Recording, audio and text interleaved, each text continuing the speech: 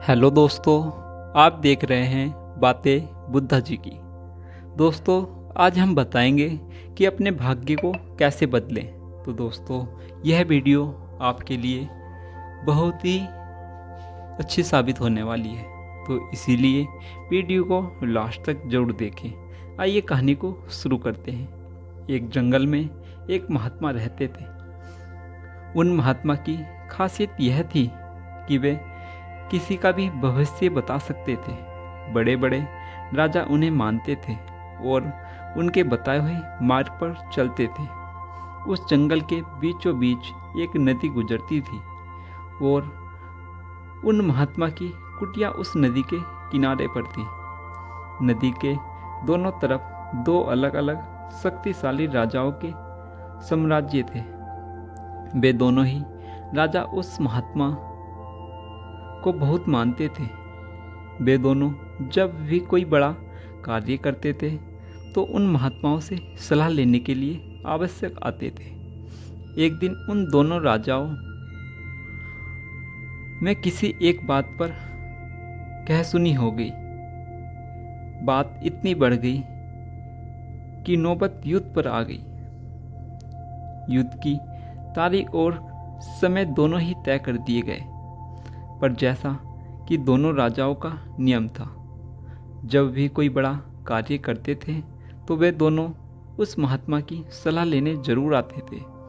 इसलिए पहला राजा उन महात्मा के पास जाता है और उनसे पूछता है कि महात्मा जी, मैंने पड़ोस के राजा के साथ युद्ध करने का निश्चय किया है और इसलिए यह जानना चाहता हूँ कि युद्ध का परिणाम किसके पक्ष में होगा। वे महात्मा कहते हैं कि यदि तुमने युद्ध किया तो तुम्हारी हार निश्चित है। फिर वो राजा महात्मा जी से पूछता है कि क्या जीतने का कोई भी उपाय नहीं है। वे महात्मा कहते हैं कि यदि युद्ध किया तो हार निश्चित है। फिर वह राजा कहता है कि तलवार मैदान से निकल चुकी है, अब युद्ध टलेगा तो नहीं, जो होएगा देखा जाएगा। फिर वो राजा उसी समय वहाँ से चला जाता है और अपने सेना से जी तोड़ मेहनत करने के लिए कहता है।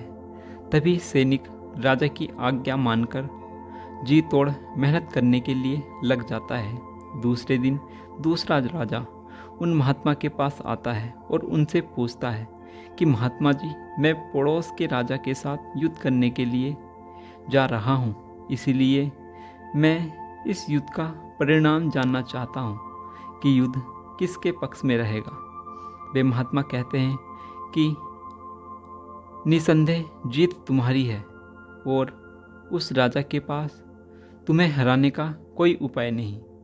उन महात्मा की बात सुन वो राजा बहुत ही ज़्यादा प्रसन्न हो जाता है और सीधा जाकर अपनी सेना को यह खुशखबरी सुनाता है कि युद्ध में उनकी जीत पक्की है।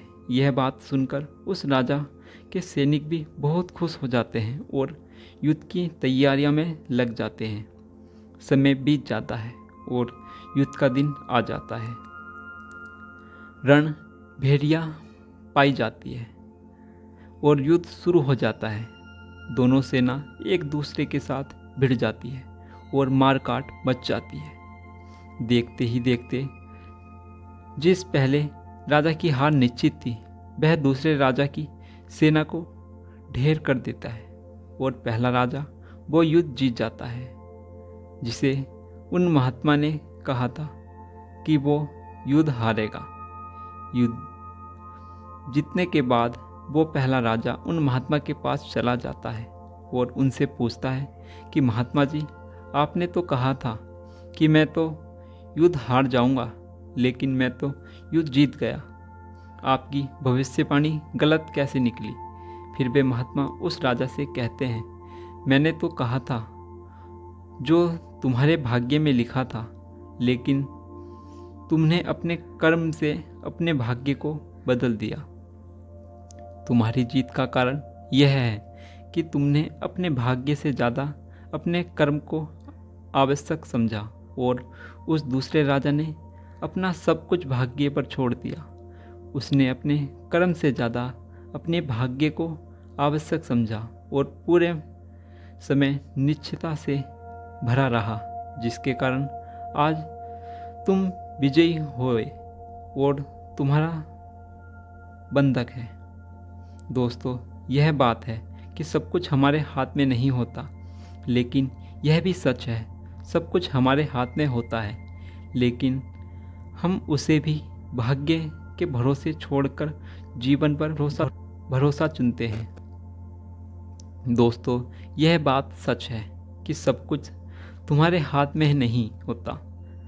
दोस्तों, यह बात सच है कि सब कुछ तुम्हारे हाथ में नहीं होता है, लेकिन यह भी सच है कि सब कुछ तुम्हारे हाथ में होता है, लेकिन हम उससे भी भाग्य के भरोसे छोड़कर जीवन भर रोना चुनाते हैं।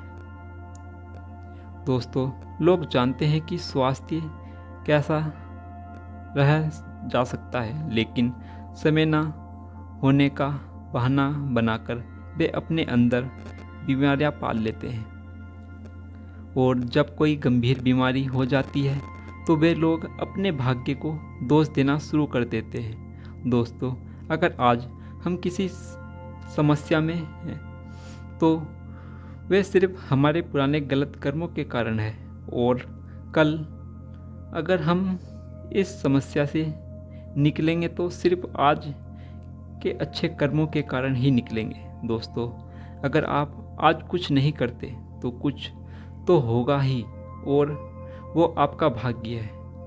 और अगर आप आज अपने वृद्धि का इस्तेमाल करने के लिए वो करते हैं तो आप करना चाहते हैं तो वो आपका कर्म है। दोस्त, तो ये आपके ऊपर है कि आपको कुछ करना है या अपने भाग्य के भरोसे बैठे रहना है। दोस्तों, यह प्रयास आवश्यक नहीं है कि भाग्य पहले से लिखा हुआ है या नहीं, बल्कि आवश्यक सवाल यह है कि क्या हम उन चीज़ों को भी भाग्य के भरोसे छोड़ रहे हैं जिन्हें हम बदल सकते हैं। दोस्तों, आज की यह कहानी आपको कैसी लगी, कृपया मुझे नीचे कमेंट बॉक्स में कमेंट करके ज़रूर बताएं। और अगर आपको यह कहानी पसंद आई होगी तो अपने दोस्तों के साथ आवश्यक शेयर कीजिए, ताकि और लोगों को भी यह कहानी देखने का मौका मिल सके।